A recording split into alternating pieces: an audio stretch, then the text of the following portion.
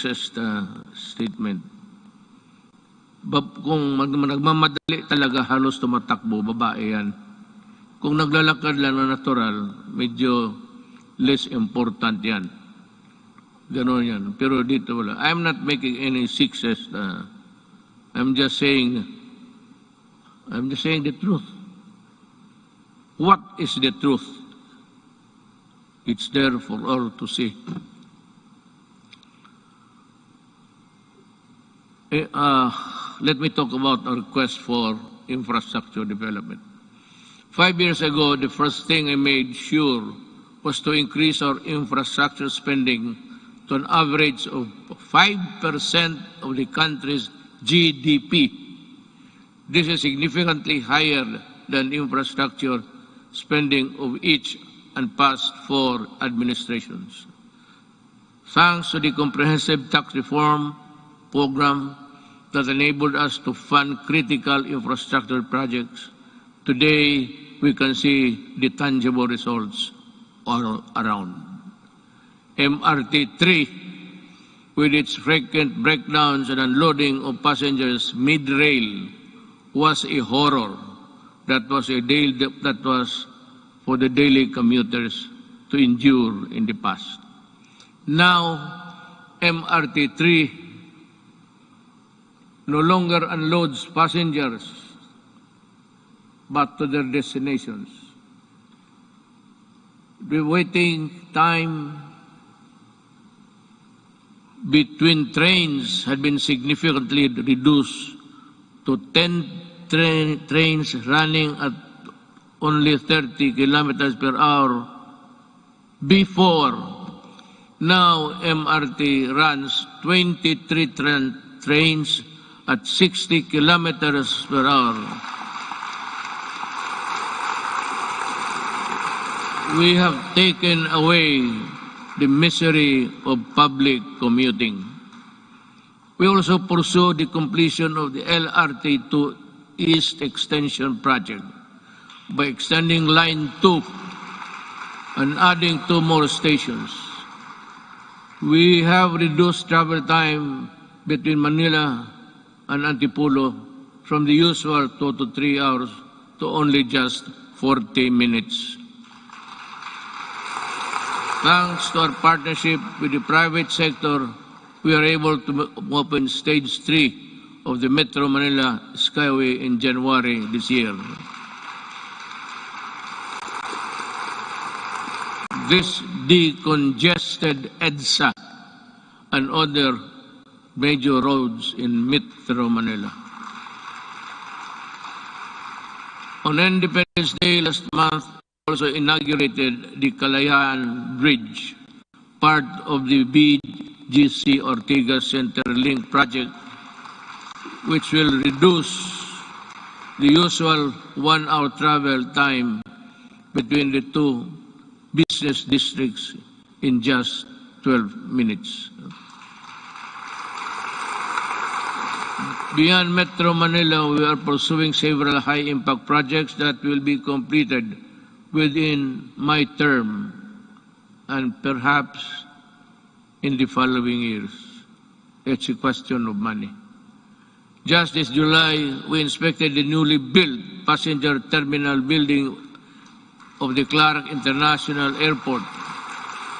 The new and modern passenger terminal is equipped with the latest state-of-the-art technology. This can accommodate 8 million passengers, alleviate air traffic congestion at the Naya Airport, as well as serve a major growth driver and gateway to northern and central Luzon.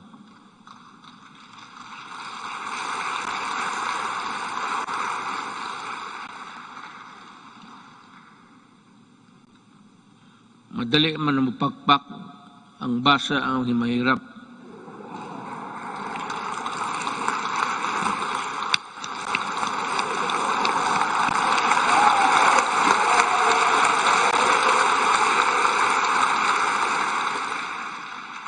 To help promote equitable development, we also completed several roads leading to important trade corridors. Last year, we completed the construction of the Poro Point Free Port Zone Road in La Union, which improved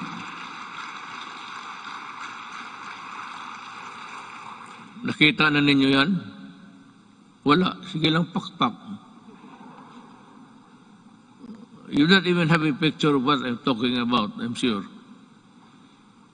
To improve access to prime spots for investment tourism in the Poro Point area. We also completed Junction Lanao Pagadian Zamboanga City Road, which will provide easier access to farms and easily transport their agricultural products at low cost and in great quantities to industries and economic zones located in Diplahan, Zamboanga, Sibugay.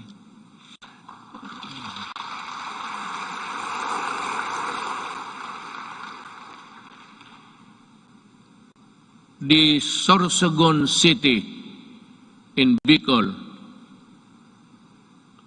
inuna namin yan kasi mahal ko ang mga Bicolano.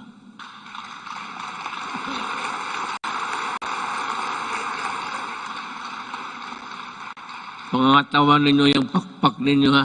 Baka the Sorsogon City Coastal Pass-by Road is targeted completion by the end of 2021, while the Davao City Coastal Road will be completed by 2023. Bakit? Why? Why is Davao last? Kasi sinabi ko sa kanila, unahin ninyo yung buong Pilipinas. During the initial years of my presidency, I told the economic managers and the DPWH, pati si Art Tugade sa transportation, unahin ninyo ang Luzon at ibang areas sa Mindanao. Do not look into the political entrails of this city and other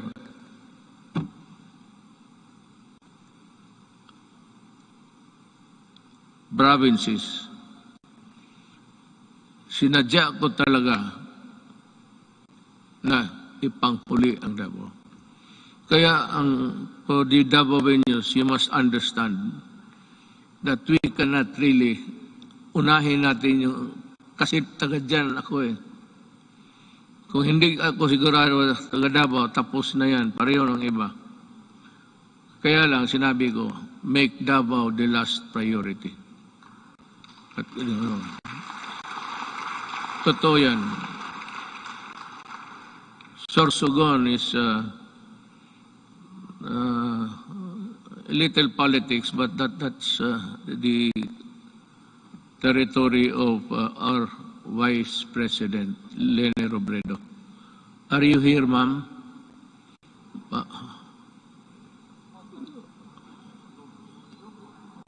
Zoom. Meron ho kayong Sorsogon at iba pa. We have inaugurated new highways and roads at Skyways. We have bought new trains, and these are a testament that we have greatly eased the grueling experience of traveling and commuting.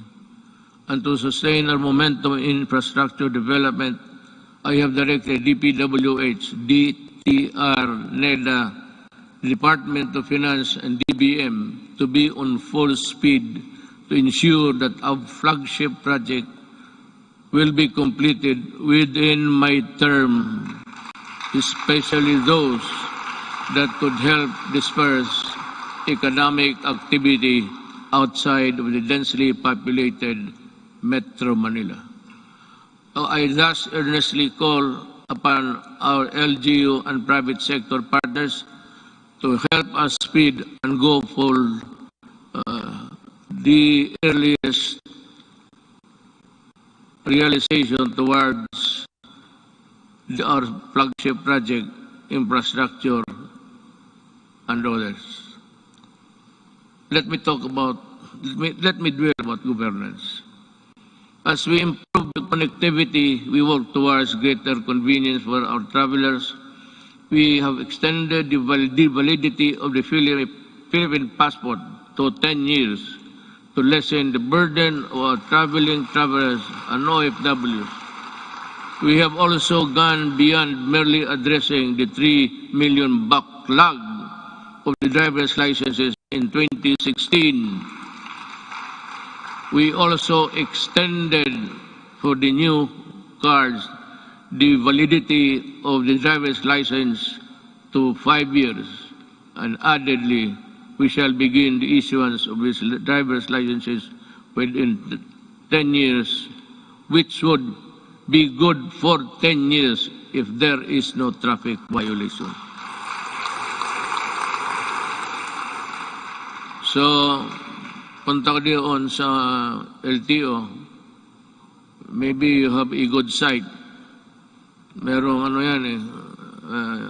I think there's an examination there somewhere to test your ability to drive safely. And you go back 10 years after, and you think that you still have the good sight, and your reflexes are still good. 10 years, marami yung banggaan yan. Sigurado ako.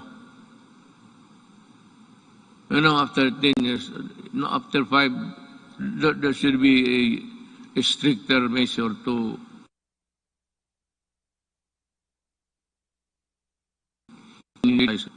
by imposing stringent requirements to test the essential functions of eyesight, then the hearing. Yung iba, hindi na nakakarinig ng serbato eh. And so, I have to, 10 years is too long. So I like it. It's good. But we should have, as I said, in 5 years, we should go there for a medical makeover. Tingnan lang kung kaya pa.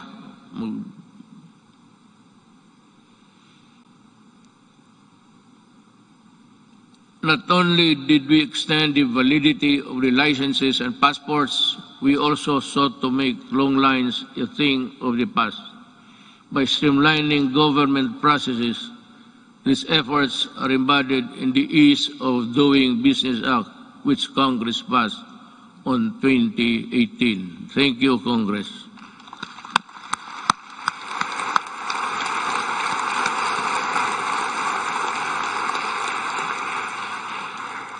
Sa inyo yun.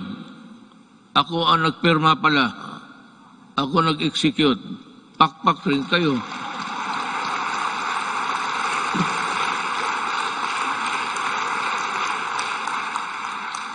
Dapat ganun ang SONA. Sabihin mo lahat. At sabihin mo na your, not really your qualms, but your misgivings somewhere there.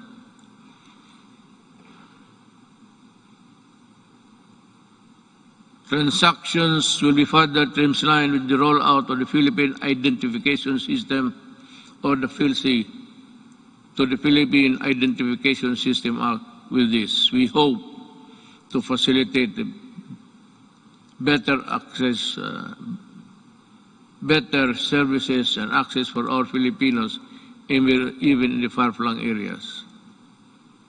I want to say something about this, but I'm taking too long, We also ensured the modification of the salary schedule for civilian government personnel through the Salary Standardization Law 5. A necessary measure for our civil servants to recognize their work and accomplishment, as well as a gesture of gratitude and goodwill. We have this legacy, and we hope to pass on this establishment of Central Business Portal, single site, and for all business-related transactions, such as securing business permits, licenses, and clearances, and launched earlier this year. It shall be elevated with a global standing in doing business arena and improve our country's competitiveness. Alam mo ito, yung queuing. When I was a mayor, I don't know, but maybe a legislator or a senator or a congressman, well, not really that he's higher than the others. But kung dumaan ka as a local government employee worker, just like me, for 23 years, itong queuing, matagal ko na ito. In Davao, ang passport issuances na doon sa likod ng SM. Isang gabi, nagmotor ako, nakita ko yung mga paa sa simento. So I was thinking, anong nangyari dito? So nagbaba ako, sabi ko, bakit dito kayo natutulog? Sabi nila, you know, Mayor,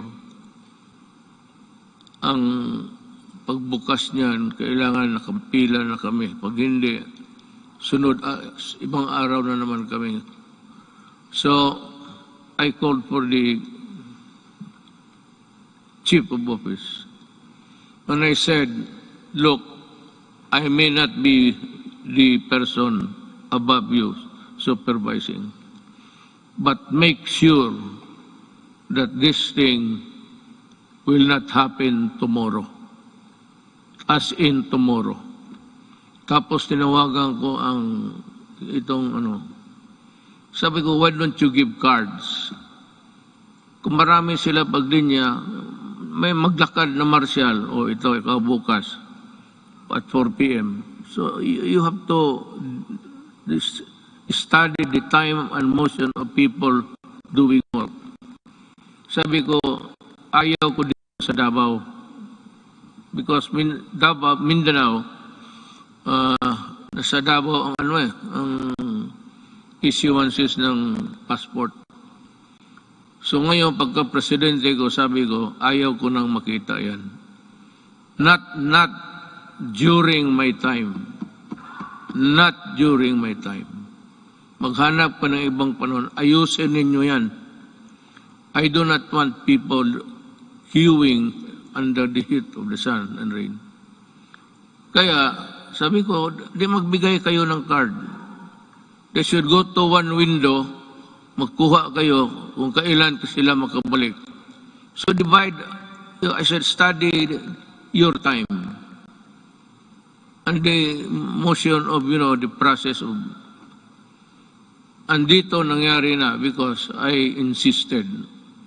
Today there is no more queuing, especially in the National Office, Statistics Office. Nakita ko. Talagang, sabi ko na, either you fix the thing or I will resign tomorrow because I could not bear to see those people. Hindi sa panahon ko. Kung hindi ko madala, hindi ko man kayo mapatay. Hindi ko kayo mabugbog. Ako ang alis sa gobyerno. Sabi ko, ayusin ninyo yan. Hindi ko gustong makita yan. Since 2016, the Office of the President has issued 138 executive orders, 43 administrative orders, 86 memorandum circulars, 52 memorandum orders, and 1,038 proclamations. These issuances have been integral guideposts government administration and development agenda. The Office of the President has demonstrated careful stewardship of the power by initiating reforms.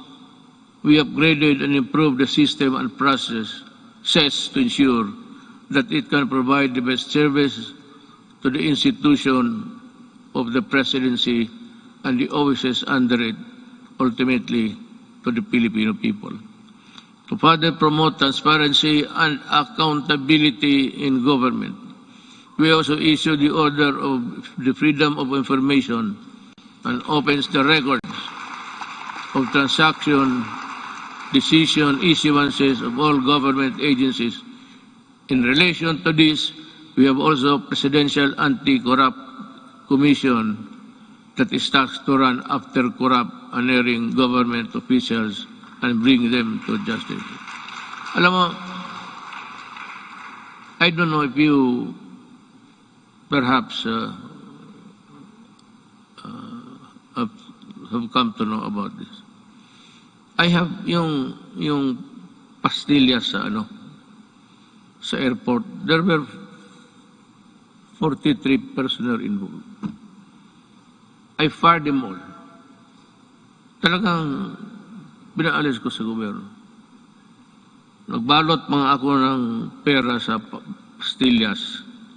Sabi ko kay magbalot ka, lagyan mo ng pera. Kaya ito ang ipakain ko sa kanila. Tinawag ko, 43 of them from the immigration. Mabutit na lang nandyan si Justice Secretary Guevara. So, that prevented me from doing it because kung hindi siya dumating, and I never expected him to be there, bigyan ko isa't isa yung papel at ipakain ko talaga yung pera sa kanila. Gusto mo ng pera, kainin mo. That is the best way of... Then you fire them. Customs 73 plus 42, and every day you have about... We have dismissed about 200 government personnel. But some I did not allow the publication because may mga pamilya eh. So of late yung sabi nila na wag na lang kasi nasasaktan yung mga... So ngayon wala na. I have stopped it, but there is no saying that we cannot reimpose it again for all of these idiots. I still have about a year to go. I will reach you somehow. But corruption is endemic in government.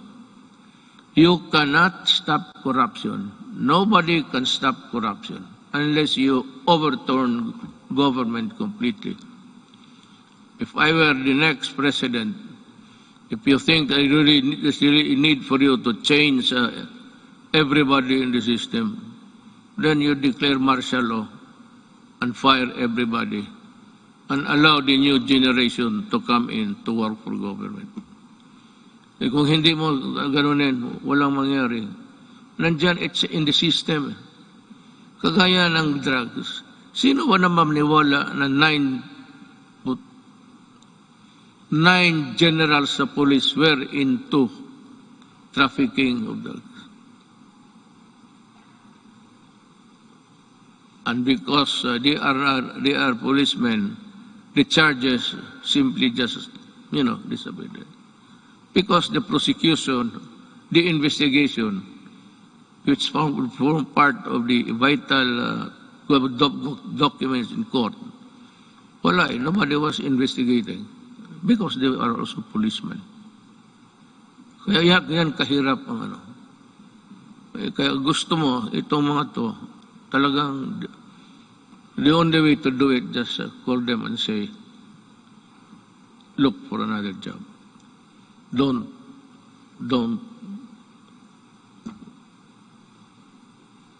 Ganun kahirap. Now, let me pursue my talk with the foreign policy of the country. In the international arena, we have vigorously pursued an independent foreign policy centered on the promotion and protection of our core national interests. Yet,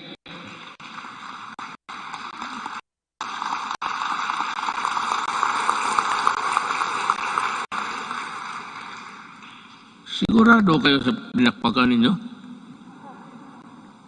I was just predicate of what I'm going to say. Yet, we continue, I will just give the cue, then you clap your hands. If I, yet we, biro lang yan ha. Yet we continue to work with all nations and seek partnerships that work. Because despite differences, it is an independent world where interests and objectives intersect.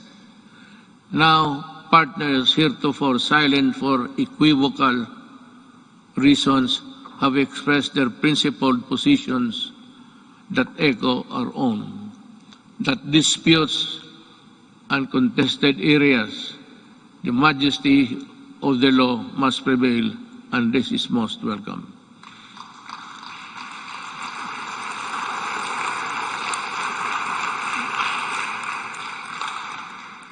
To our friends in ASEAN and around the world, thank you for supporting my government, my country and people, where it truly matters. I assure you that the Philippines will remain a responsible member of the international community.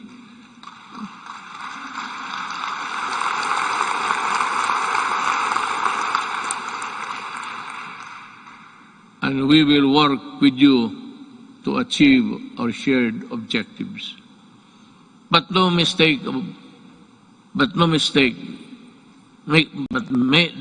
no mistake rather. Gone are the days when the Philippines decides and acts in the shadows of the great powers. We will assert what is rightfully ours and fight for what is rightfully due to the Filipino people.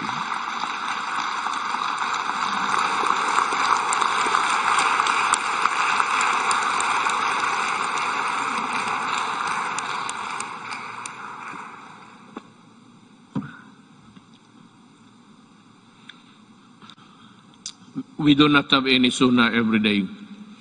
Now it's as good as any other time to just let it out from puso mo. This is why we sent back container vans of garbage, because our country is not a dump site.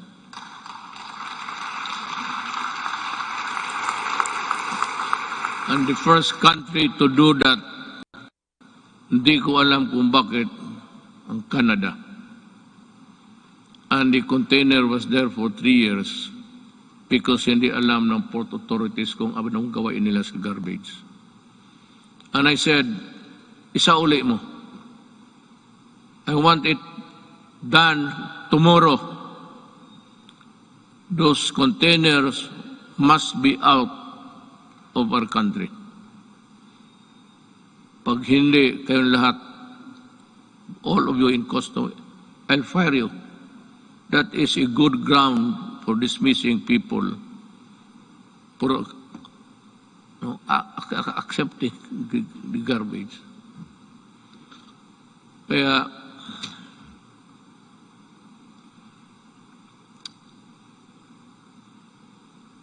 may isa pa. Pero let you in the story. The Balingiga bell. We welcome back the bells of Balingiga after many decades because a historic wrong needed to be corrected.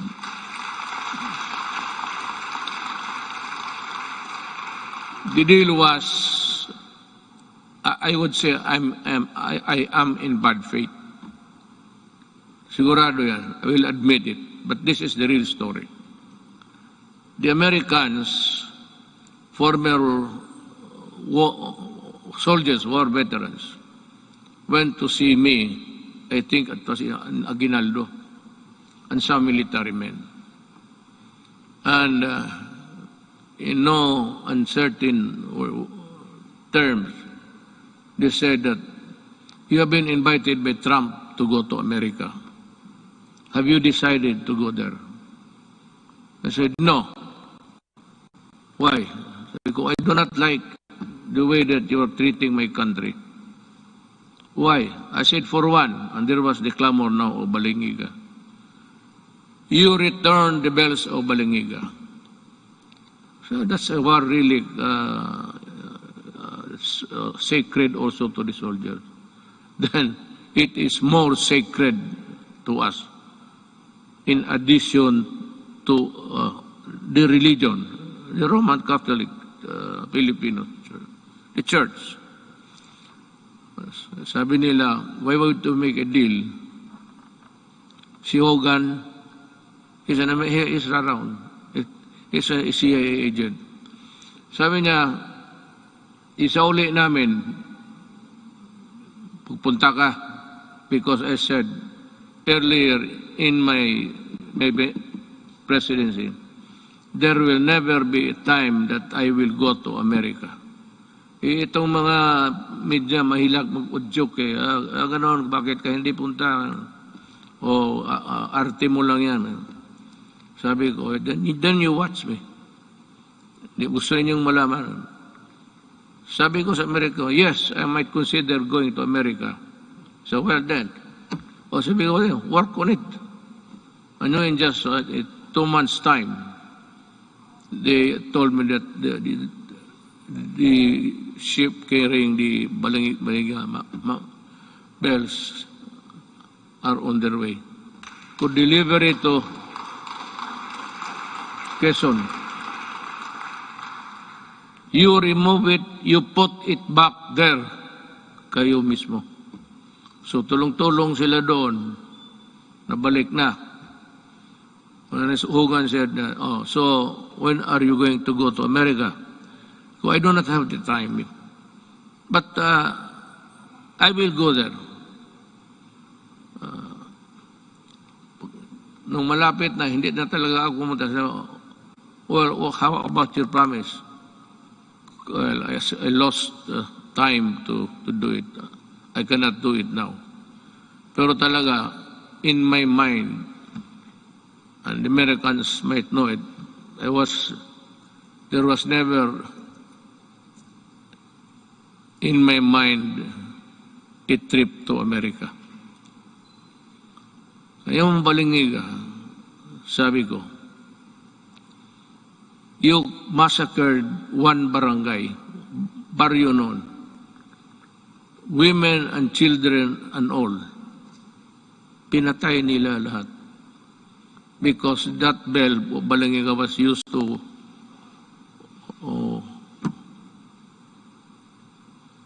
call the people for prayers, ganon. Sa simbahan yun eh. So yung ginawa nila, every time it is used, the Americans knew that it has a great significance to the Filipinos, the Balingiga.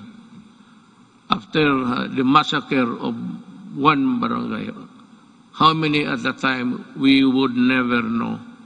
But it was said, isang baryo. No barangay ngayon, baryo noon yan eh.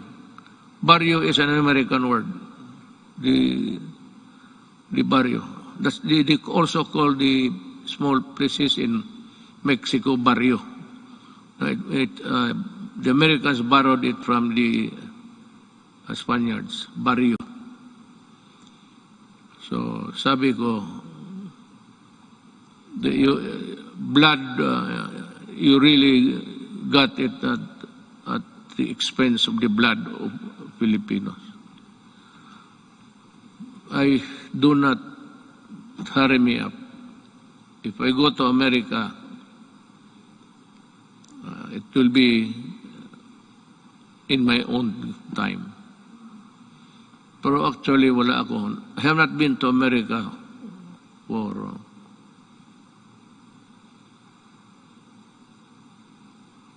almost 10 years, 22 years. I have not visited America, and I do not have the intention of visiting it anymore. We called on the world to dismantle the heinous kafala system. Ito ring isa. Because the Filipino is no slave unto anyone, anywhere. And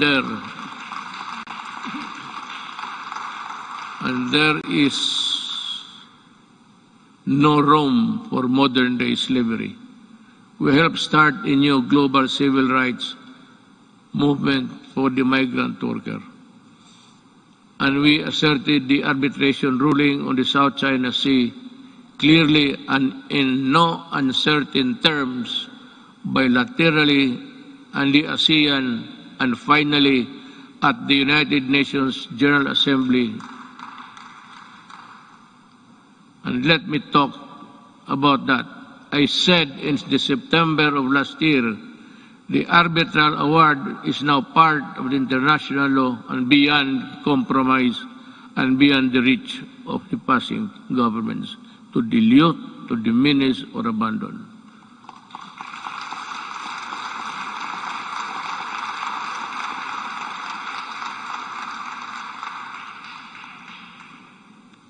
That is the problem. Let me talk to just to everybody in the Middle East. I would like to tell them that not only Filipinos but all human beings, the kafala has no place there because it's a setup for slavery. Either you correct it or we will ask our workers, Filipino workers, to go home. Sabi ko, bahala na. Kung mahirap lang kami dito, okay lang. We will try our very best to make up for what they have lost, what they will lose in the process. But we will never allow them to be slaves. But we need to do more with our partners. We continue scaling our maritime domain awareness, defense capabilities. Yet, we will not close our doors on diplomacy and the tongue, because that is how disputes are settled and never by force. Let me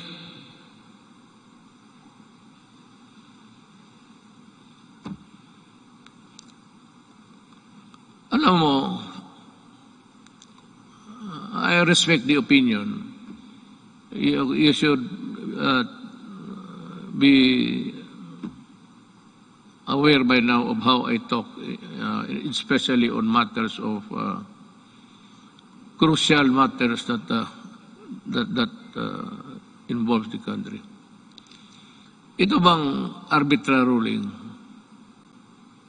I've said it I think in the later part of the speech. I said that what's your problem in the arbitral ruling? America and some Filipinos, brilliant Filipinos, I would say, keep on pushing for something which I really do not know. I have made a speech before the UN. Nakasumplo rin, nandito lang ako. Hindi ako pumunta doon. But in that speech, I laid down the bare, sabi ko, ng ating administrasyon. Ano pa ang gusto ninyo? What will I do with a document that is not bind China because they were never a part of that arbitration? There was really no arbitration at all because it was only the Philippine side was heard. Well and good. But ito ngayon, that there is the arbitral ruling, you know, I do not want to insult these people pushing me for something more than what I can handle. At anong gusto nila makipagira? Do something. What do something? Do you want war against China?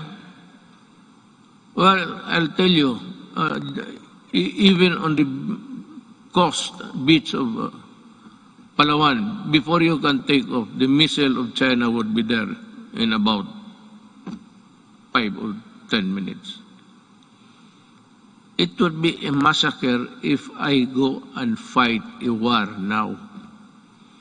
We are not yet a competent and able enemy of the other side. So what I did was I was just being nice to them. But for some people to say that I was helped by China in being president, these idiots, really.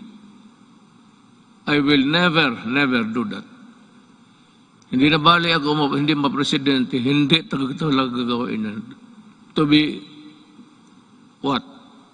Receiving money from China to buy votes? They say that they help. Maybe in some Chinese communities, the gossip going around was that support Duterte. But the whole of the Chinese community in the Philippines went for me. Why? Kasi sa Davao nung mayor ako, ni minsan hindi ako tumatanggap baski Christmas gift. Dito marami dito sa Maynila, presidente ako ngayon. Maraming nagpadala ng baril, kung ano dyan, gobs. Sabi ko, isauli mo yan. Yung mga relo, itong aking relo, it's IWC, this is only 300,000. But the patik that has come with me,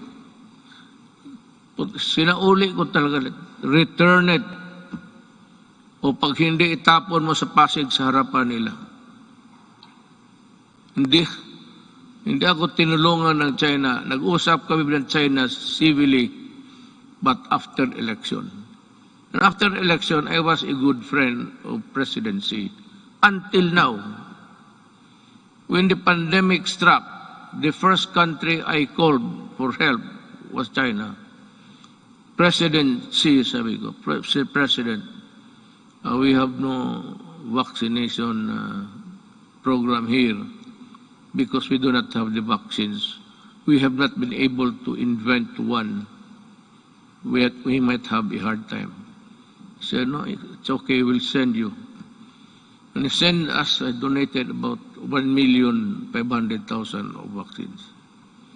Ganon, kaya sabi ko, ako, lalo na kami mga Bisaya, mabigat sa amin yan, for us Visayans, yung utang na loob, mabigat talaga yan. Hindi mo mabayaran ng pero pag may utang na loob ako sa iyo, you can be sure that I will be your friend, a true friend, and die for you. Pero ito, China mag-die, bakit ako mapakamatay dyan? Sundalo ko, ubusin ko. How can we fight China? Do we have the weapons? Do we have the everything? Now comes America. They say that if the attack is against the Philippines, they will defend. But they issued a statement that America does not meddle in conflicts involving the boundaries of other nations. And if America has to go to war, he would have to go to Congress to get, American Congress to get that authority to go to war. That is why many presidents, hindi na lang, it was just not an error, a mistake, a malicious mistake.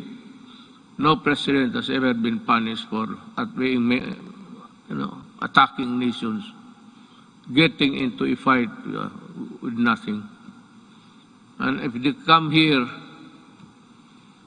well, ang problema kasi nandito na yung balingiga, sa uli na lang natin, uli.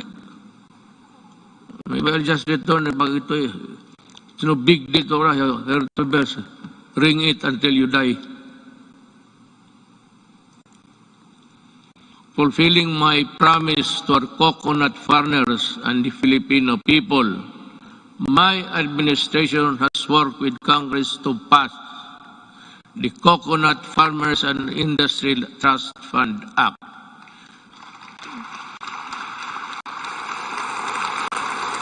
We have returned also the cocoa levy funds to its true and rightful owners, our coconut farmers. The fund is now worth estimated to be 75 billion, which will be utilized according to the plans and programs in the Coconut Farmers and Industry Development Plan for the direct benefit of the Philippine coconut farmers and the development of the coconut industry. In our effort to ensure that food is within reach to every Filipino family, we work for the passage of the Rice Terrification Law in 2019, despite pushbacks. This resulted in the stabilization of rice supply and food prices and the proceeds from the tariffs that enabled us to provide our farmers with modern machineries that increase their yield and sustaining growth agricultural production. We also fulfilled our promise to improve free irrigation. That was the first promise I made in San Miguel, Bulacan when I was campaigning. The farmers invited me to go into the farms inside San Miguel, Bulacan. And we had a sort of a meeting, and the first thing that they were complaining about was the severity of the irrigation that they have to pay 5,000 every month, every year. So sabi ko, I will work on it. Free Irrigation Service Act of 2018 is a product that now lowers the cost of agricultural production, especially for farmers. We also work to ensure that households have adequate supply of clean water, potable and affordable water. It's more than a commodity. It is vital. It is a vital public good. This is why I used my political capital to fight vested interest behind disadvantageous water service contracts that burden consumers with unjustified water rights prices increases with the signing of this concession water agreements. Concessioners consumers will be protected at least until 2037. Ganito yan eh. There is this concessionaire, dalawa. Ayoko na lang I will not mention names. Pero this is really what happened. Ang dalawang concessionaires, one in the south and the other one is north.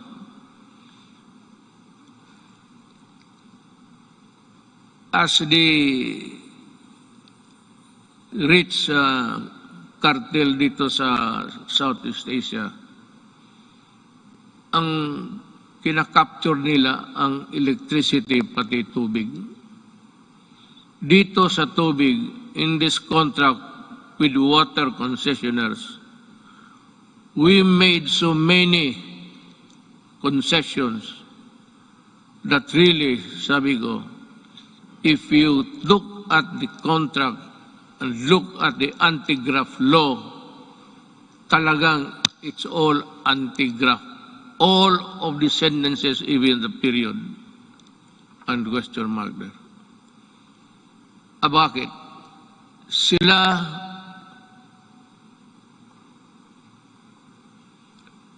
walang problema sa tax because the people, consumers, will pay the taxes for them. Sila kung malugi, sabi na, hindi nila kasalanan, and we can think of it, through not of their own fault, sabi doon, bayaran natin sila malugi. We pay for the tax corporation nila at sila ang mag-decide kung i-increase nila o i-decrease nila ang water prices. The regulators, itong mga regulators sa Pilipinas, walang magawa and they acceded to the contract. It was really,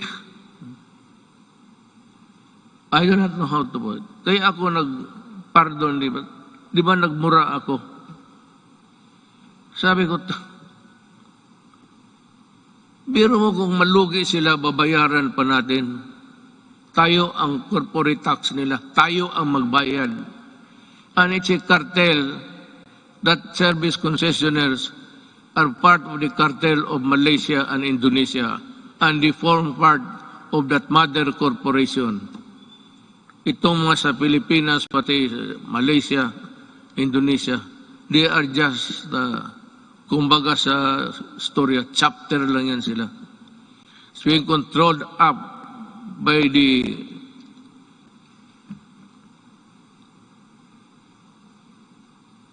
sabi ko, wala ito. I told them, I told Dominguez, tell them that I am no longer honoring the contract. Meron pa doon, payment of itong tax, water treatment plant to be constructed in the Harrison Plaza site. Yun ang pinirmahan natin. So 1997 up to the present, or up to the month that I blew my top, nagbabayad, ewan ko kung ngayon nagbabayad, there's a, sa water bills ninyo, for enhancement of quality water. Ang ibig sabihin, water treatment. And they were collecting since 1997. So until now, how much of the Filipinos' money are with them for nothing, not even for a song? Kaya ako, if there is something, hindi naman proud, but if there is something someday that my children will say, what have you done for my country? Sabihin ko, sila. Talagang inupakan ko sila. Sabi ko, ayaw ninyo? You do not want it? Well, okay. I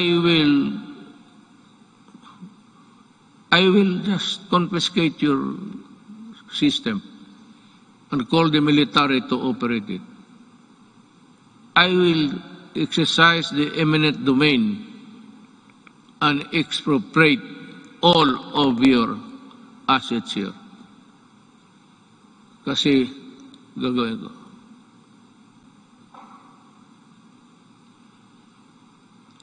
Yun ang nangyari sa. So that sinabi ko sa military in one of our meetings immediately after that incident, I said, if I do not make it to the finish line, kindly, look kindly at the Filipino at tanungin ninyo kung ano na ang nangyari sa kanila. Yang tubig na yan. Now there is a new contract. I have not yet, I have to thoroughly digest it inside. I have to absorb it, every word of it, that the Filipino is protected. Pag nandyan na yan, then I will sign. But I will not forget. I'm telling them, the crime is there already. And any Filipino who would want to go after you can. Sabi ko. I will not free you. I will not, there's no waiver in your, I will never allow that. Just make a new contract. Just realize every day that I can call you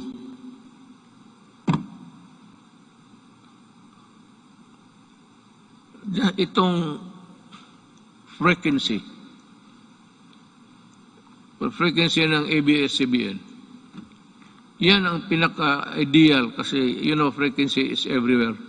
But there is a spot kung sa Gulf is a soft spot na maganda yung wala akong problema sa ABS-CBN. They got my money. I'm not worried. They wanted to return it when the case blew up, but they printed all the garbage, including my daughter as a drug trafficker. Nilamon ko na lang lahat yun because I never wanted to appear vindictive. But itong they are cheating government by the billions in taxes. And they still want that frequency because yan ang pinapag-awayan. No. I will give it to a Filipino na gustong magawa ng tamang unpay because isa ABS-CBN, even their equipments were imported tax-free. Kaya talaga ako hindi magpapayag. They still owe government billions. In the contract dyan sa nakalagay doon 4 hectares. So ang binabayaran nila 4 hectares sa property tax. Suppose occupying 40 hectares. That complex there. Pero ginamit nila na papel, yung 4 hectares. Yun lang ang binabayaran nila. Kung hindi ba naman, kaya ko sila naway. Well, our micro, small, and medium enterprises, or MSMEs, constitute 99.6% of our country's businesses and are vital to economic activity, job creation, and poverty reduction. Iparamdam natin ang ating malasakit sa maliliit na negosyante sa pamamagitan ng Pondo sa Pagbago at Pag-asenso program since 2017. Meron na tayo. We have the program. The program has provided over 219,000 underprivileged microeconomic entrepreneurs with an alternative to the exploitive lending 5-6. Yan ang nakaano sa.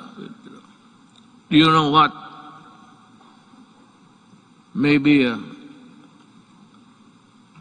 I have to go to, if need be, I have to go to India. Yung 5-6 nila ng Turko, tinatawag ng Turko, kung maghiram ka sa kanila ng 10,000, pahiramin kanyang, hindi pera 10,000, 7,000 lang. And the others, mga refrigerator or things that you do not even need in the house. Bilhin mo sa kanila, sala set, lahat na. That is part of the money. You do not want the furnitures, the refrigerators, they won't give you the. Kaya ang Pilipino na buktot, alam mo buktot, naging hunchback na lang sa trabaho, ganun pa man. Kaya ako, sabihin ko itong mga Turko, you better come up with a fair scheme. If you want to go into business, money lending, but not at that usury 1,000 times. Likewise, to further support development of our micro and small business, we initiated radical reforms in the tax system to ease the taxation burden and increase the net income of lower wage earners and small businesses. Thanks to Congress.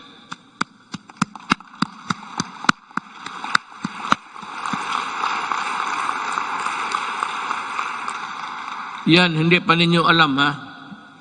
Sabi ko lang, thanks to Congress and our revenue-generating agencies, our tax reform sustained our economic growth from the third quarter of 2016 to the fourth quarter of 2019, which made the Philippines one of the fastest-growing economies in Asia until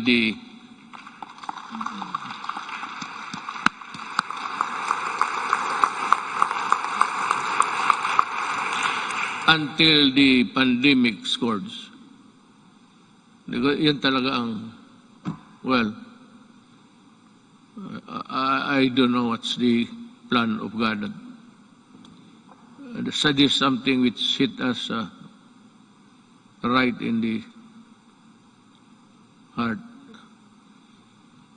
We see there's no way of telling when this virus would disappear from the planets of the earth. We can only pray to God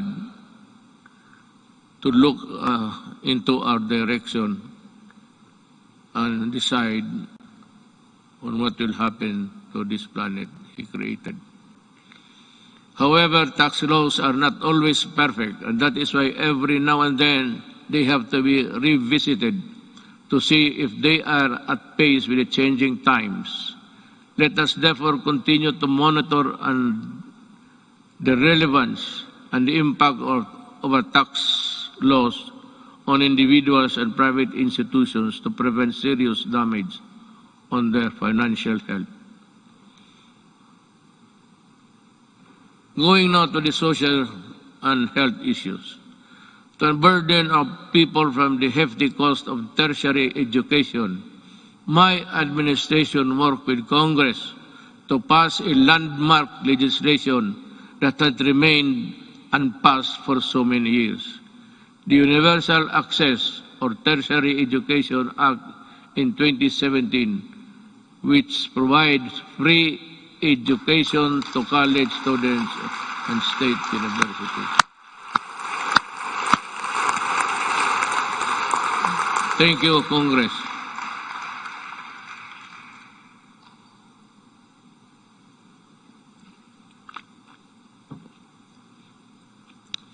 We also passed the Universal Health Care Act in 2019, and to supplement this, I also signed into law the Malasakit Centers Act in 2019.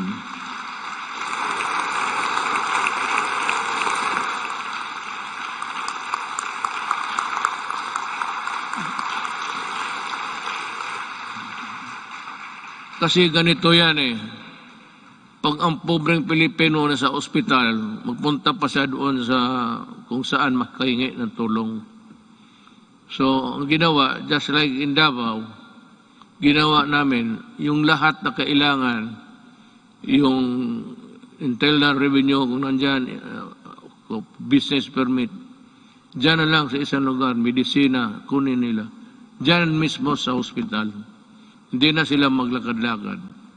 And to me, that is one of the most, let me find the right word, a poignant act of Congress and of the Executive Department.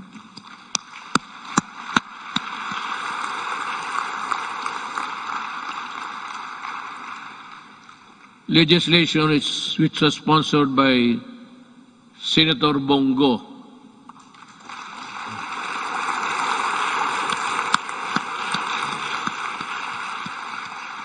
If you feel like standing up, you can,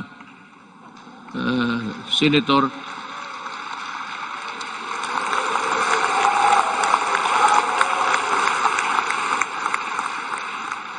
masikat ka pa sa guest speaker.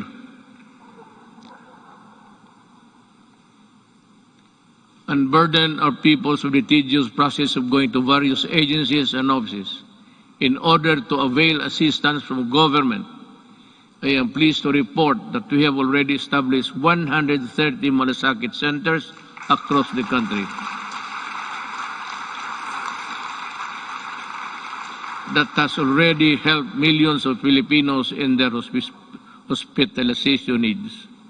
By establishing malasakit centers all over the country, we have actually leveled the playing field and provide our less fortunate countrymen the medical care they deserve. We will be establishing more, God willing, if we are still around. Sa pagtatag ng malasakit center, hindi po kailangan lumapit at humingi ng tulong sa iba't ibang ahensya ng gobyerno. Ang gobyerno na ang lumalapit sa tao.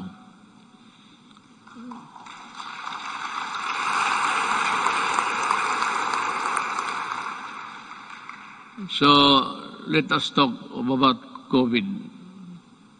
It's mentioned everywhere in the speech, but what's this goddamn virus is?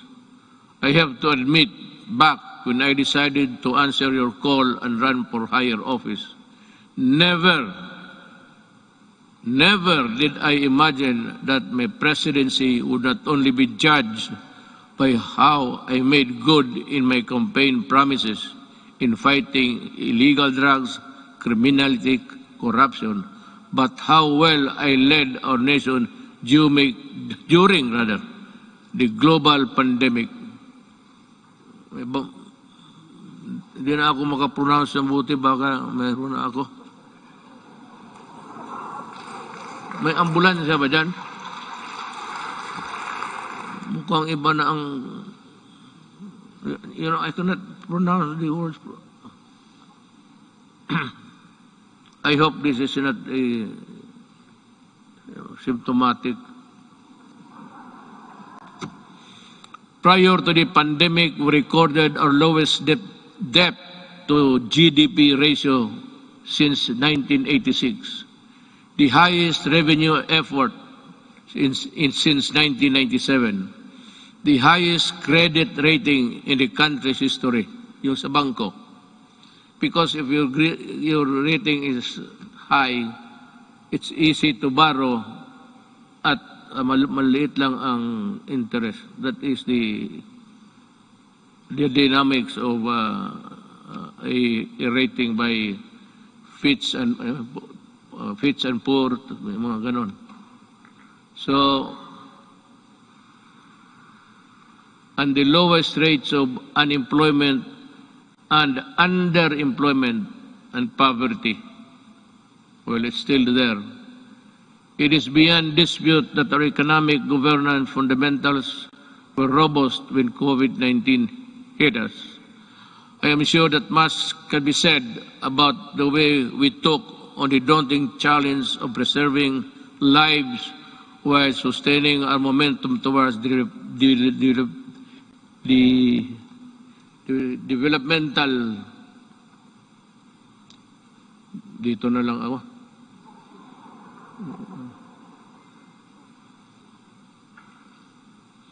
goals. Naturally, we prioritize saving lives. Buhay muna bago ang lahat. Ibig sabihin, inuna natin yung gastos, yung pera natin sa pandemic. Kinuha ng lahat ng mga budget. Si Dominguez yan.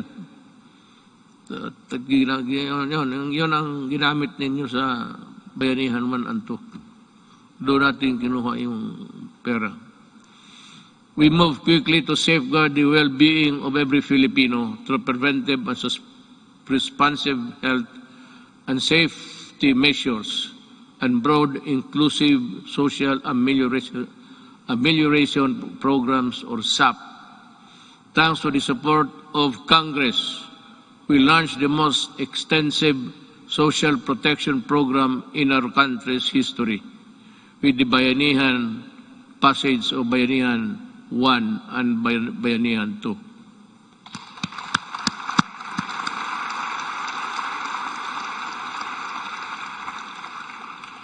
Indeed, our national health system and the resilience which were tested to the health, countless lessons we learned and continuously improvements put in place.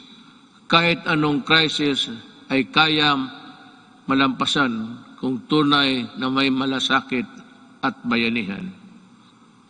I agree. At the early stages of the pandemic, our testing capacity was very limited. Recognizing the importance of conducting more tests to ensure early detection and timely isolation of confirmed COVID-19 cases, we ramped up our testing capacity. We now have more than 260 accredited laboratories nationwide, which is still capable of conducting at least 50,000 tests daily. All regions now can conduct their own COVID-19 tests. To take care of mild and asymptomatic cases, we established over 9,000 temporary treatment and monitoring facilities across the country, with a total bed capacity of more than 140,000. Together with the local government and the private sector, we quickly established mega quarantine facilities that could accommodate more cases. Modular hospitals and quarantine facilities have also been established nationwide, especially in Metro Manila. For our severe COVID cases, our tireless health workers will continue to ensure that you are provided with the best care around the clock based on the latest development global best practices. Our health experts continue to actively participate in the search for safe and effective COVID-19 medicines. With the help of Congress, kita mo sa lahat, I never said, wala kang magiging ito develop cause the reconstruction of a bridge that is nowhere to be found today. Ako sa inyo talaga, with the help of Congress, we passed 13 measures that establish the new and improve the capacity of existing hospitals around the country to provide quality care and services. Our people, especially amid the ongoing pandemic-19.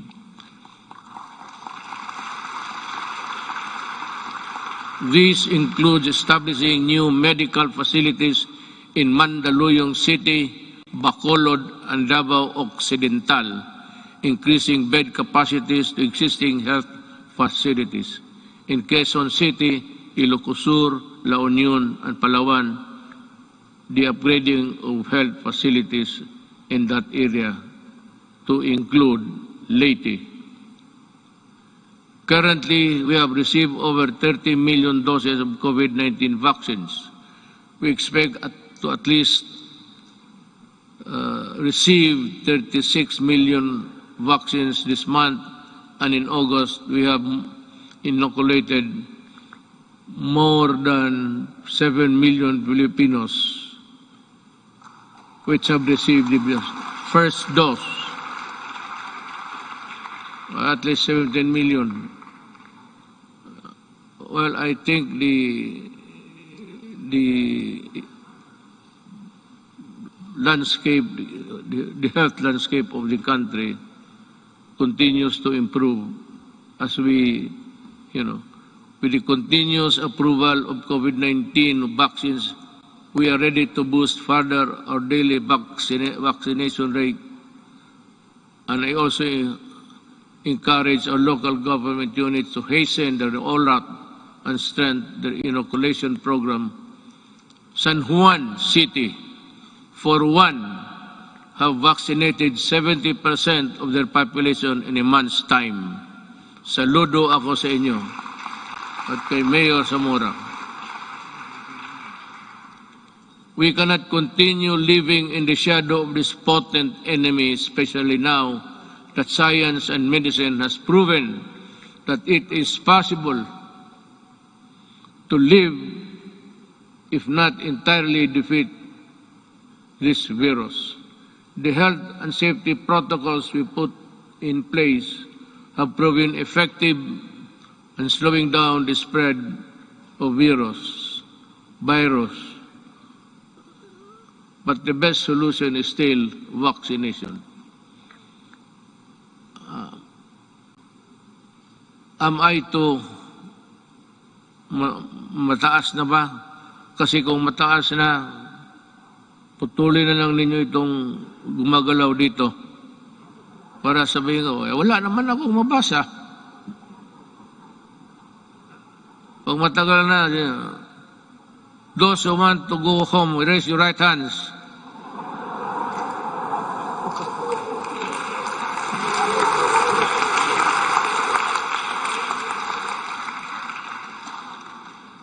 Pati si Monsignor, wag taas niya kamay niya. That is why I implore our countrymen who are now in the list of sectors to be inoculated to get vaccinated now. And to those who receive their first doses, please return for your second shot. I also ask for patience for those who are next in line to receive vaccine. More and more COVID-19 vaccines are arriving each week, and you will soon have your turn. Corollary to this, it is high time that clear and precise uniform protocol and guidelines are issued in anticipation to the vaccination of more Filipinos and the steady reopening of our society. You know, pagpasensya ninyo ako, I beg your kind indulgence. But I have to talk about something which would affect us all. It seems that this government is too far away from the people. Yung serbisyo talaga na totoo. Nung isang araw nakita ko, I don't have to know what place was that. Ang mga tao nakapila. And they say that they were there at 4 o'clock. Lumalakas yung ulan, sa payong lang sila.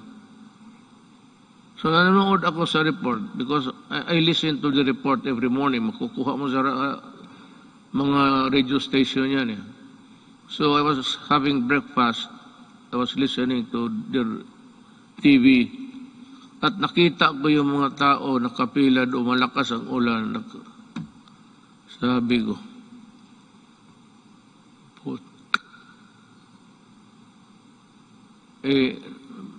doon sa breakfast table, nagmura ako.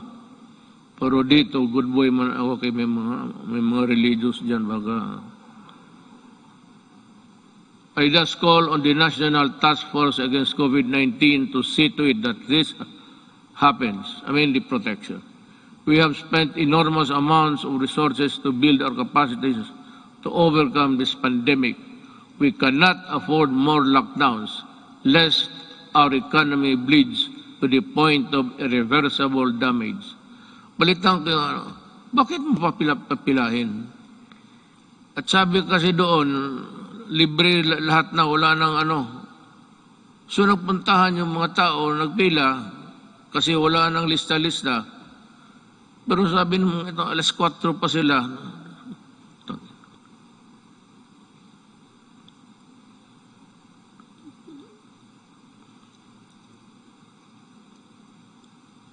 Hindi lang ako pwedeng alam mo sa totoo lang, hindi naman ako nagyayabang. I'm just an ordinary Filipino citizen. Just like you, I get hurt when people are nearly almost brutalized. Bakit hindi ka magkuha? It's rain time. Malakas ang monsoon, southwest monsoon, dumadaan talaga sa Pilipinas. Gamitin mo utak mo. You should look for a gym. At bigyan mo lahat ng tao ng number. Hanggang dito lang po. Hanggang dito lang tayo. Balik kayo. Itong bukas, from 15 to 20, kayo na naman bukas. Bigyan mo lang card. Prepare a card where you can, the marshal will go around the queuing na, bakit mo, hindi ko maintindihan, this media, hindi ko maintindihan, bakit gawain mo yan sa Pilipino? Yan ang tinatanong ko. Why do you have to do it to the Filipino? You can always, maghanap ka ng, there's always a gymnasium. Mga eskwelahan, walang klase ngayon. Bakit hindi mo gamitin doon? Bakit ka magkahanap ng isang tarantado?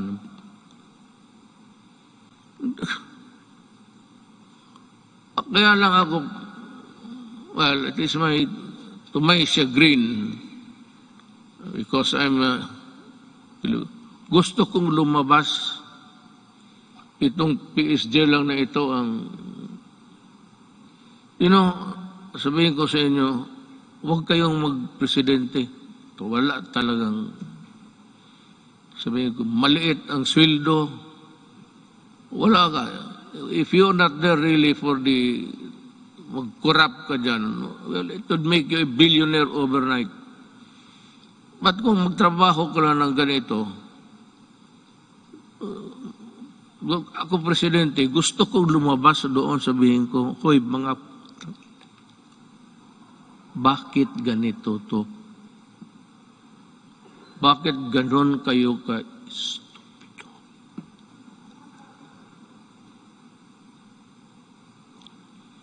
I mean, the Filipino does not deserve it. Even if they are not paying taxes. Because the theory of government is that all money belongs to the people. And the money is there. It belongs to all of us. And it should be used for public good. But what is the use of public good if you are not good and stupid? So, ganun ang mangyayari sa Pilipino. I'm just letting off my... Kasi kung hindi lang talaga bawal, itong PSG, hindi ako pinapalabas. Magsabi ko, magpunta ako na, sir, hindi pwede yan, hindi pwede. Kulong talaga ako. Magpresidente ka, totoo lang, you are a prisoner. You are brought here, kunyari ka pa, di chopper ka, di gwardya, patos uwi ka doon sa bahay mo. Tapos hindi ka na makalabas. Priso ka talaga. Tawagin mo security, yung gusto kong pumunta, sir, pasensya na. Tapos paggalitan mo, sabihin mo, sir, ang authority namin does not come from you. It comes from a law. So, kami ang masunod.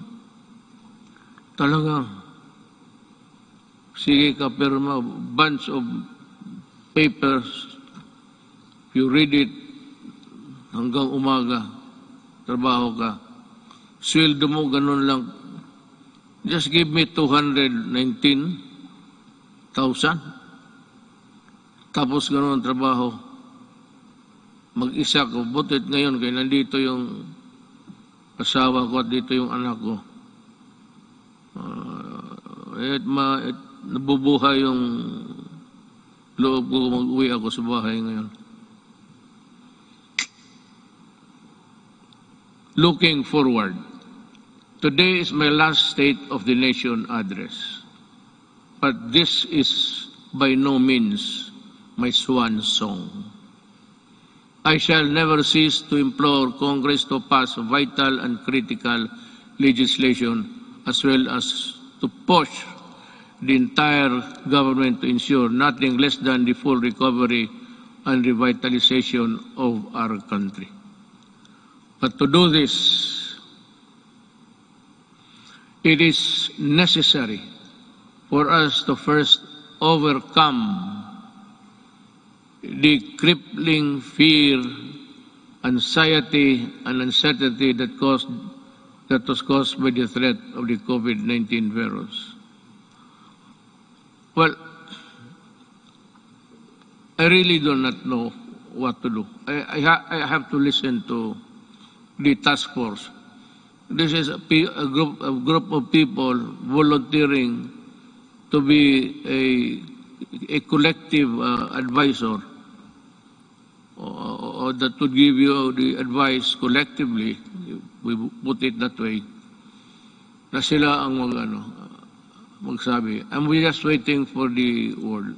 I am referring to COVID-D, Delta. It is rampaging now in Indonesia, Thailand, India, and many parts of Asia.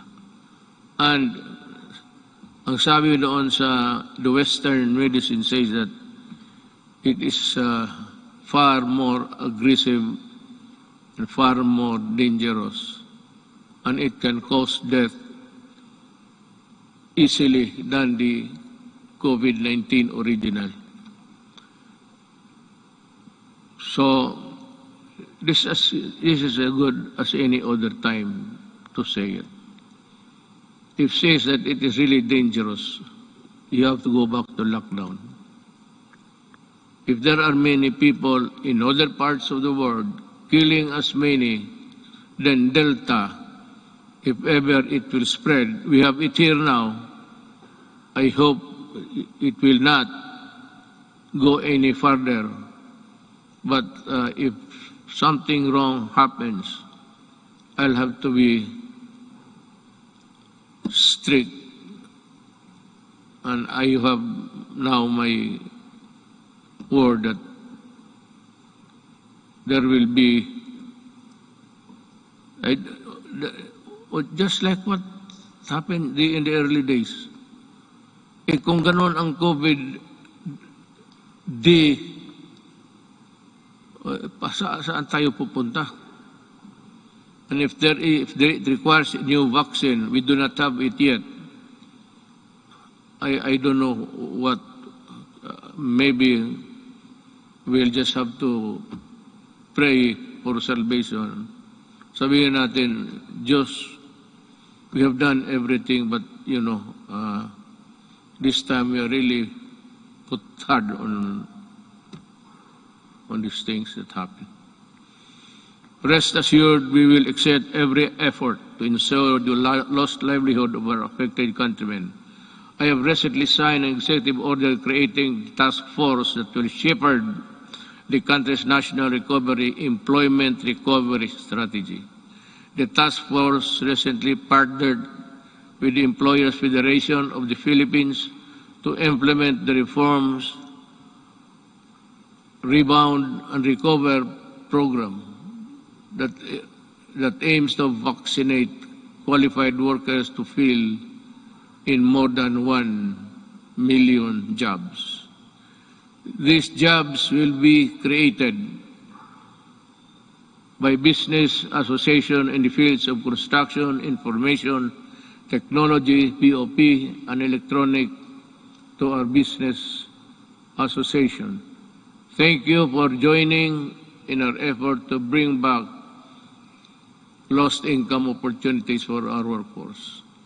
Another important component of our employment recovery strategy is the retooling of our workers to prepare them to better job opportunities. Since the start of the community quarantine, over 1.5 million availed of the TESDA's free online training program. I am directing the National Employment Recovery Strategy Task Force, particularly TESDA, to ensure the upskilling of our workers and increase their employability. I expect the task force to work double time, not only to recoup job losses, but more importantly, to rehabilitate the economy and help our hardest hit sectors. Through COVID-19 assistance, to start enterprises or CARES program, we released 988 million pesos worth of loans to over 14,000 enterprises. Bayanihan 1 and Bayanihan 2 released 2.9 billion pesos worth of loans to over 12,000 enterprises, including our displaced OFW enterprises in the tourism sector, to help them start or sustain their business amid the pandemic. Along this line, I would like to renew my call to Congress to immediately pass the amendments of priority legislative measures such as the Foreign Investments Act, the Public Service Act, and the Retail and Trade Liberalization Act.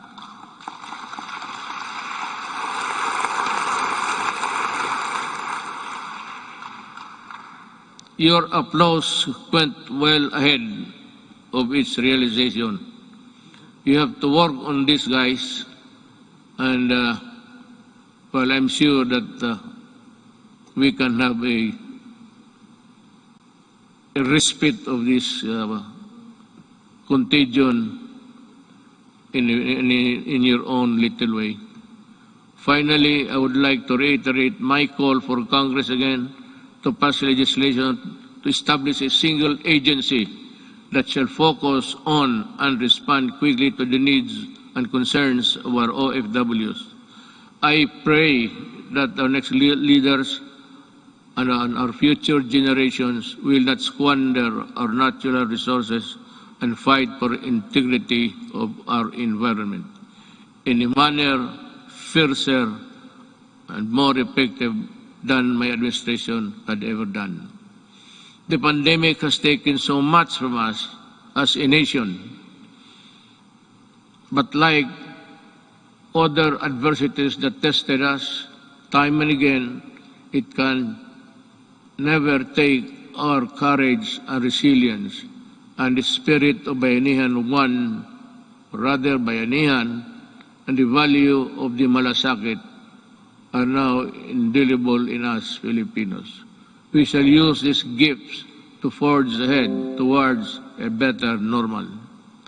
As we come to a point where the risk of COVID-19 transmission can, to a certain extent, be managed, and I'm hopeful that we shall be united in forging ahead towards bringing the country back to its robust growth path. Let me end by adding this particular statements. We are on learning, education, and learning. Despite our inability to conduct face-to-face classes during this pandemic, we remain determined to deliver quality and accessible education to all. Creation of the basic educational learning plan. Community plan enabled uninterrupted learning to students in the basic sector while ensuring the teachers' health and safety and well-being. While the pandemic has demonstrated readiness, resourcefulness, and capability of government to serve the Filipino people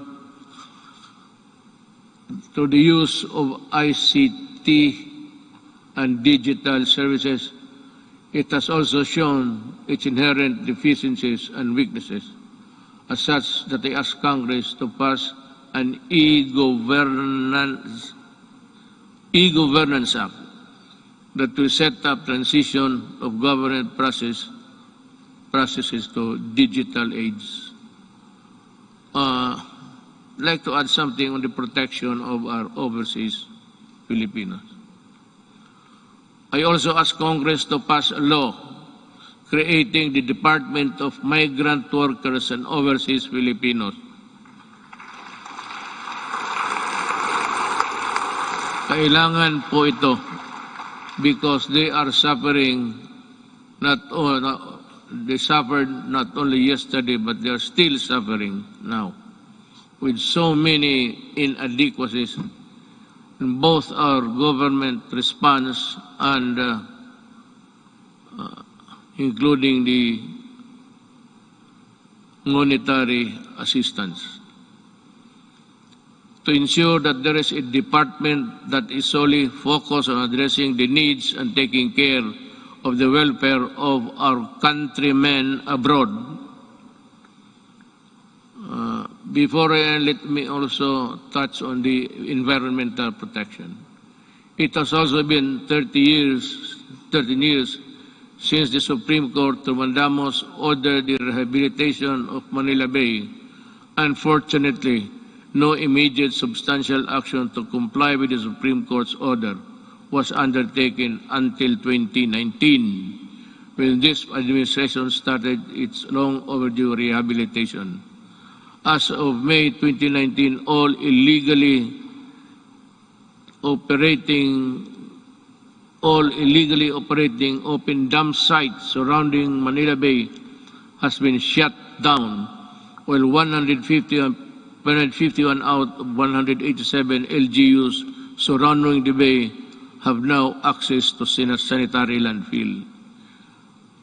Establishments have been forced to comply with environmental laws and ordinances, while those who did not have been closed. As a result, pollutants have been slightly reduced, coliform levels also reduced to its barest maximum, are now in its longest levels in years, if not decades. I urge the DENR to sustain the efforts to continue working with our LGUs to restore Manila Bay to its former glory.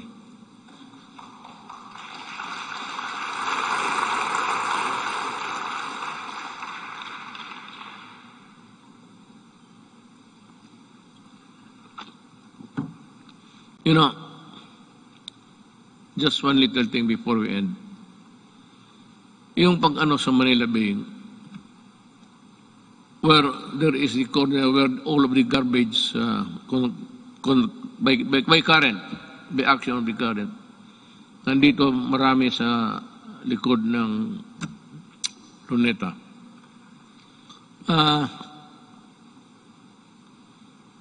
Ginawa natin yan at nilagay tayo itong yung puting basto na which is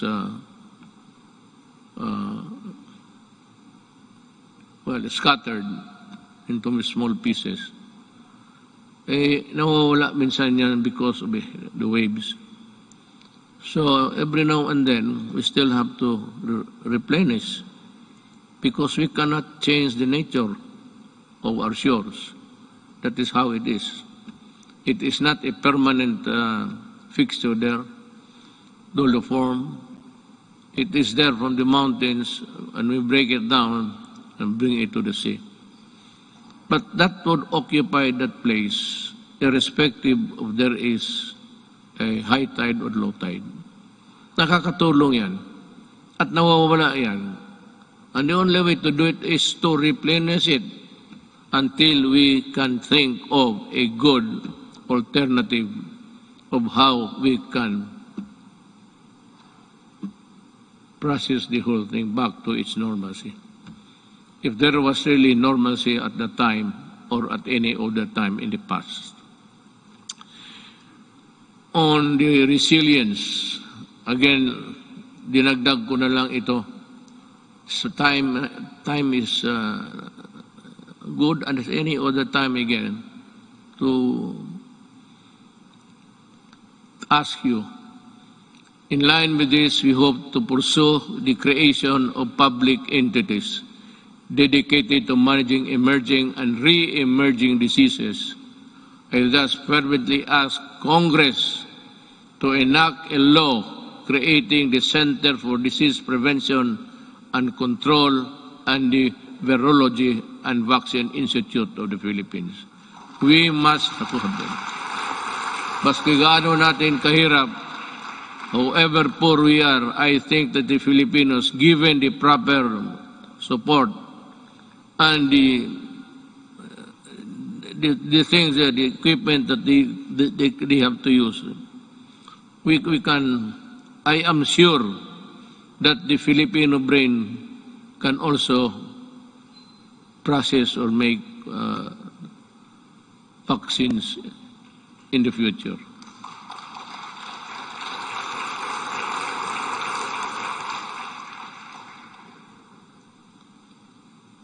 Tapos na po yan, ma'am. I ask Congress to pass the Disaster Resilience Act that will create the Department of Disaster Resilience. Let us also, pagkatapos ito, ma'am, ikaw yung unang tao na mag-congratulate sa akin, ha? Kaya ako nagka-utal-utal dito dahil sa iyo. Let us also pass the law implementing the Fire Protection Modernization Program to bolster the readiness of our firefighters and ensure their ability to respond to fires and disasters. Related to this, importante ang trabaho ng bombero, maniwala kayo. They must also be there during a disaster happening. Let us also push for the mandatory establishment of education centers in every city, province, and municipality throughout the country, which shall provide the basic needs and assistance to all evacuees during times of emergency. Now, there is now the conclusion. Yes, I will. Ay, salamat. Pochang Duterte ito. The lights go out for this administration 11 months from now. The work that we started and expected to finish within constitutional time frame of 6 years has been told. Much was so for, but we need not despair. Desperation is a feeling alien to the resilient Filipino. A peaceful and prosperous Philippines is no longer a distant dream, but one that is within our grasp. If our future Filipinos would also do it. If they would continue and would seize the opportunity to work together. Malaki ang papasalamat ng mga kababayan natin, lalo na silang sinasabi na mas panatag ang loob nila ngayon. Hindi na nababahala ang mga magulang na lumalabas ang mga anak nila naglalakad sa gabi.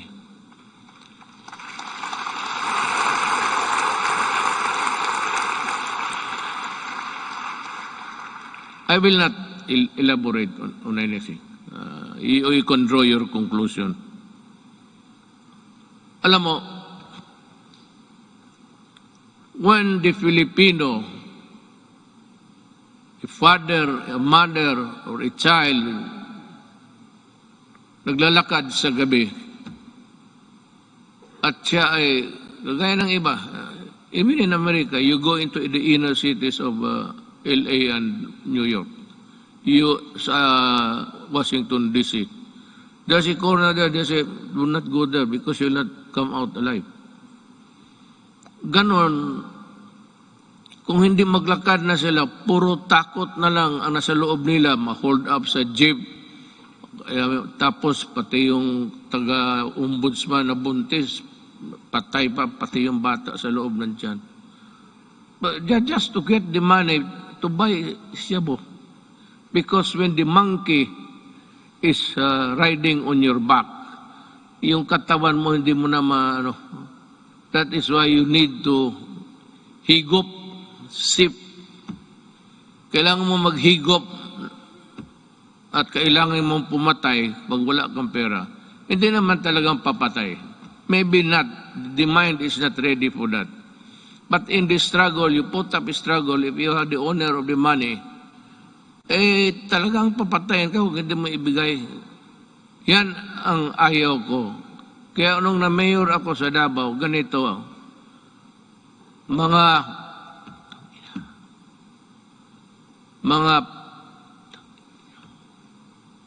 umalis kayo sa daan. Yung daan, yung public transportation is for public good. Huwag mo silang takutin na magkanto pag-uwi. Nandyan, nagiinom man sa...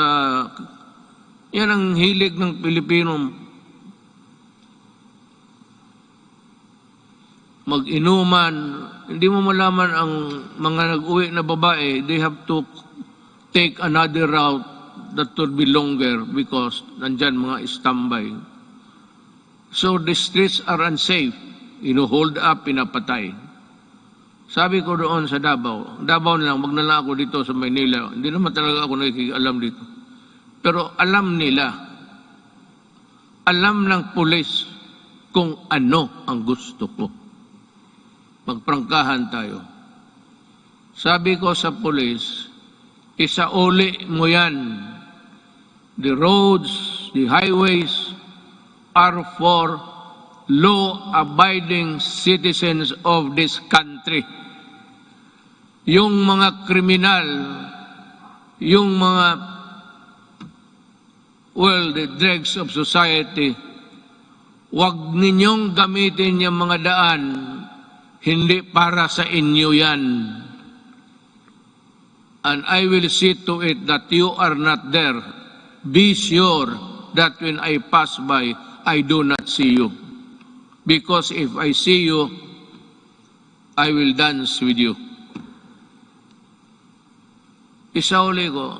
Kaya ngayon, medyo, hindi naman talaga, but yung mga sales girl, mga shopping center, panatag na ang loob nila. At least, chances of being mugged, murdered, and raped. Yan ang ayaw ko. Pag malayo, nakahigop na, kunin yung pera, hilain doon sa medyo maliit na mga grassy portion, and rape, at papatayin. Yan ang hindi ko matanggap. Just like in Filipino sabi ko, I may be just a little bit crazier than the others. But that is what I am. Ayaw ko yung, lalo na magsyabo ka, tapos magpasyal ka kung ano, wala kang makuhang pera, aakyat ka ng bahay. Just like that bank teller. It was raining so hard, just like the rains that we had experienced. It was pouring almost cuts and nails. Ang lakas talaga ng bagsak ng ulan. She went home to knock the door and pump the door loud. But ang parents nilang matanda niyang parents, hindi nakarinig. So anong ginawa nitong mga sa construction workers? Because diyan nga ako galit sa dugay. Nabibili nila mura. So it's 200, 300. Susuyupin nila. At pag nakasuyop ng droga yan, maghanap ng alkohol yan. Sigurado yan.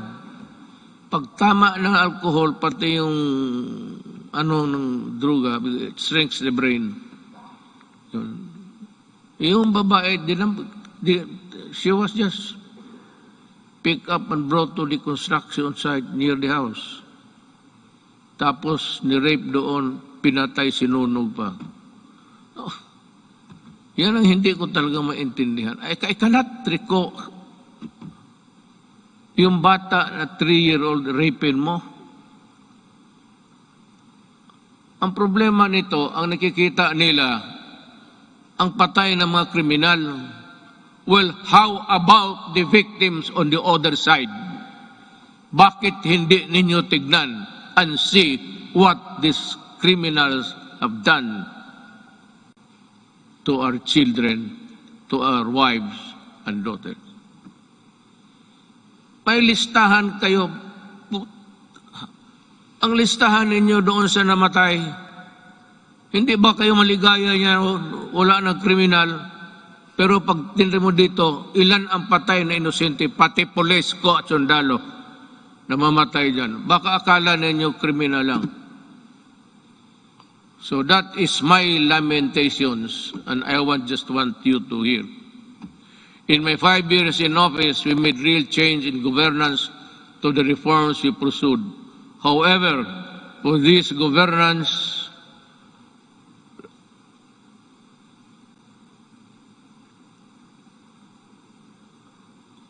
must be sustained and broadened. We need to make, I'm just getting my ear. Naghihingal ako.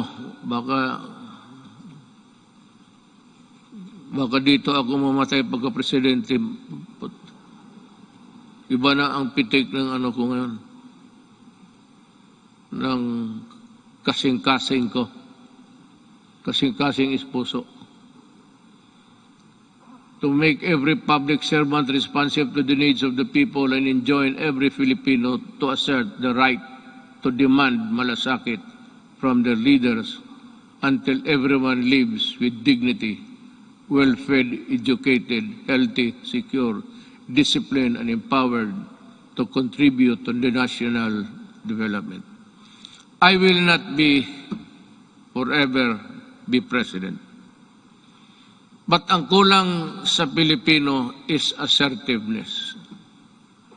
Pag magbayron kayong transaction at hingian kayo, ang sabi ko sa inyo, ito ang payo ko.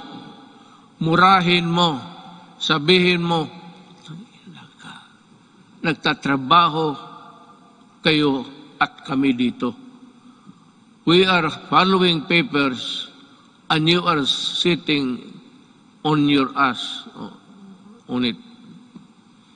Kaya dito sabi ko, makinig kayo lahat ng Pilipino, total, last SONA ko ito.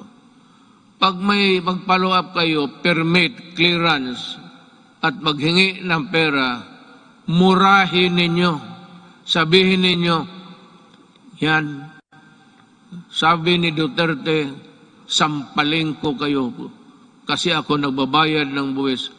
Bakit ginaganito ninyo? Anto di mga Pilipino, hindi naman lahat. Tayong magtatrabaho sa gobyerno. You know, I mean, it takes you 1 month to process a paper. Takes you, patos pabalik-balik yung tao. Pag ang tao bumabalik, 2, 1, 3, then there is corruption there. Murahin mo at kung maari, pahiramin kita ng pangkulam para kulamin. Ganun talaga. I'm just warning everybody. There's still 1 year to go. In about 3 days, lagyan mo ng papel, bumalik ka dito at this hour on Thursday. At pag gano'n, pakita mo yung papel, hanapin yung papel ibigay. Yan ang gamitin ninyo. For all the local governments also, in my cabinet, it's 30 days, walang extension. All. Sabi ko, reduce the signing authority from 6, 7 to only 1 or 2. Hindi naman kailangan hindi kailangan nagpirma lahat ng empleyado dyan. 1 or 2, yung iba mag-process lang. But if we cannot process it also in so many days, in Davao, if it is a clearance which is long overdue, hindi mo na pwedeng ibigay doon sa tao. Ibigay mo sa akin at tanungin kita mo, bakit inabot ka ng ganito? There's no other conclusion.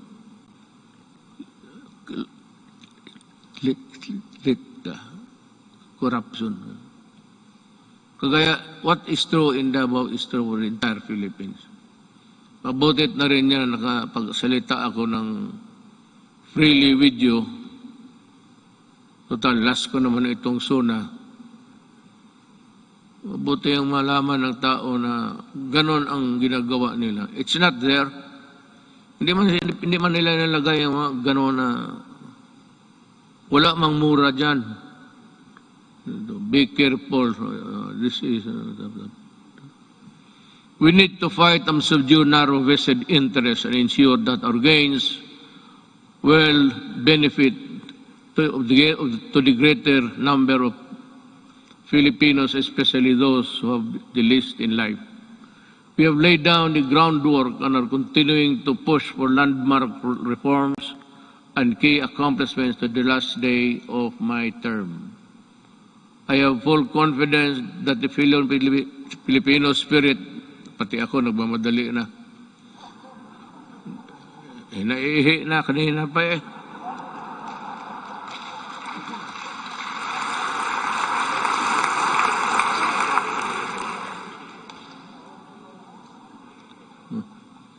It's a natural human biology, so what's the big deal?